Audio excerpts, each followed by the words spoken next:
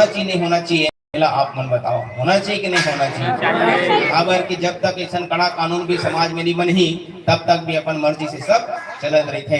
गाँव में भी व्यवस्था लागू करन, एक सबले पहले हम चाबो गांव के भंडारी साटीदार सामने आ जाए, ओकर से चर्चा करके आगे के और गतिविधि आगे बढ़ाए जाए।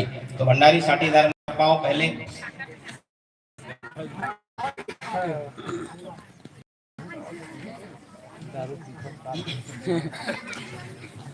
ये तरफ खड़े हो, छोटो लड़का में खड़े से।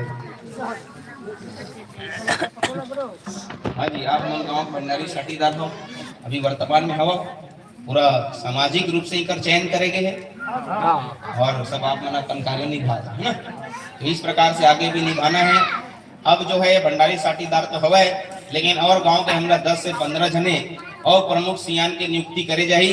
तो यदि आप लिस्ट वगैरह बनाए हो तो आप हमला दे सकता हो, और नहीं तो गांव के जितने प्रमुख सियान मन है वाला सामने बुला करके ओकर चर्चा करके फिर गठन करे जाही।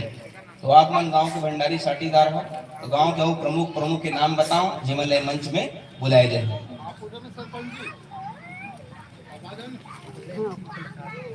बता जी, हमसे बोला ना, इतनी मोला बता।